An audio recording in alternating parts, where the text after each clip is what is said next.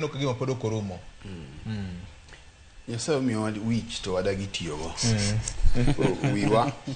Wiwa okonywa. Oyiyo berbere. Oyiyo cha. Oyiyo berber Victor. Kendo ng'ato kikia nyini iwuok oyie. Wuon wayudo no oyiyo lemari. Victor nikech ing'eni gima timore sami wuoye gini kata samo walose. Ntiere jopiny mosewito jogi. Kendo ntiere joma yiko jumani, ntiere joma ang' kawuono godhiambo Fredi Janam biro lando elendo mar tho kacha. Joma nyo wito ngimagi kaluwore ni lakteche onge osiptal. Kuom thuolo mar dwe ndalo 45 mosekalo. To ng'anyo mag lakteche ok en gima ochakore sani. Gin gik ma ng'anyo bed mag lakteche, bed mag jopuonj. Telo makare kata telo mang'iyo jopiny ineno gi kaka gisolve gik miluongo ni crisis, gik machalo kamagi. Nikech king'iyo kata gik matimore ni ok gin gik ma wanyalo laumu directly sirikal mar William Ruto. Nikech CBA ni en CBA manoketi e kogno gi sirikal mar Uhuru Kenyatta.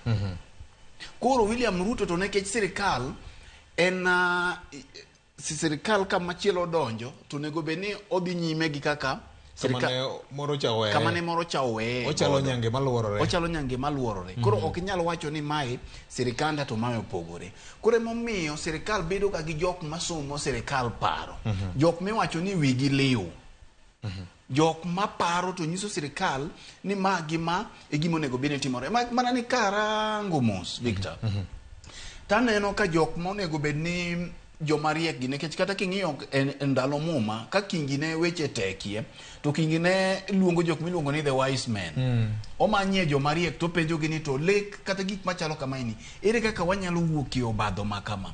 To jok momi ting' mar konyo president mondo mi piny owuogi obadho makama ma ji thoe otamore paro. Either president ok winjgi kata gin kanyo jok monego beni sumo kingi paro gi gionge koda paro.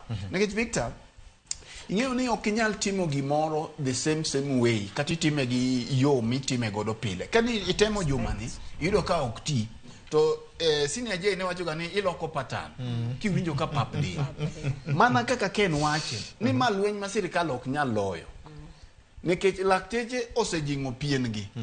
Koro kata wacho gino magi osara, gik miluongo ni threats and intimidation, buok gi siemo godo lakteche go, mago ok nyal konyo ka sani. No se tim chon. Kinde mane nyalo katolemo. Kendo moi ne timo gi malich. Inyalo paro kinde mane Adongo ko otelo ne Nat mane ong'ere na Adongo Nat.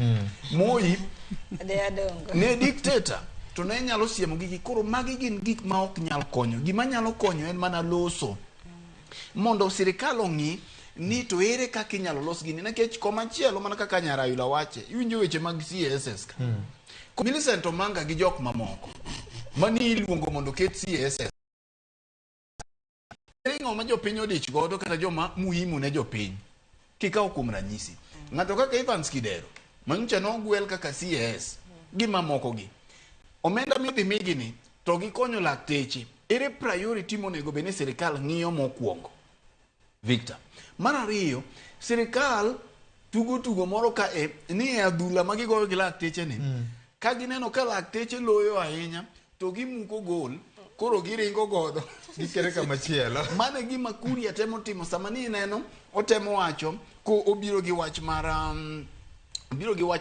golo jotije piny owacho mondiki permanent mondo keti orak. Koro tingo gol oringo godo ni ka lakteche giloyo ahinya to ok ong'eyo ni chike ok los kamano.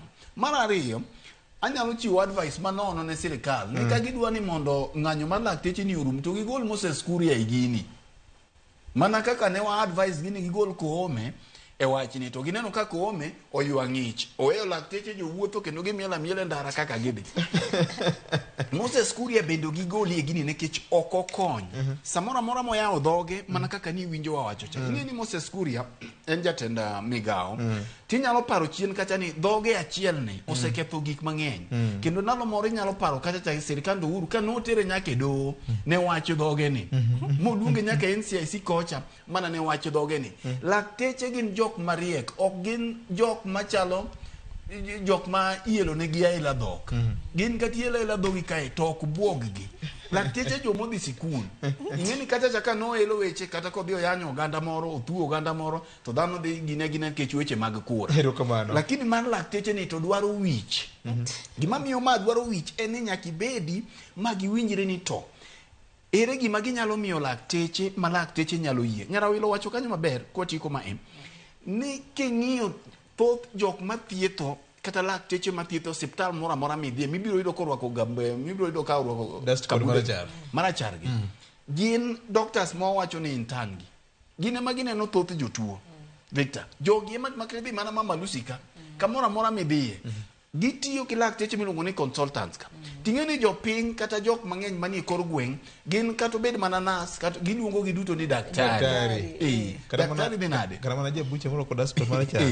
kata mana ng'at moro ma oloso kare moro matin e chiro kanyo giluongo gi ni laktari lakini ng'at mathietho maneno jatuo ma wacho ni kama gima timi kose tuo wacho ni idhi e pim makama mondo iduogi to nekech piny owacho jogi ok dhi osiptende gi wach manyocha ne wasewacho jogi ok dhi osiptende chieng' ma wabiro kalo chik mabiro wacho ni jok matiyo public servants te jok matiyo sirikal imiyo gi okumba to okumba no wacho ni nyaka gidhi mane osiptal mar sirikal mar piny chieng' ni mibiro neno ka ng'anye gi norum erokamano ahinya Ken nitie wach moro kaendi ma Fred omulo ka Moses Kuria wacho achiel nogo no biro gi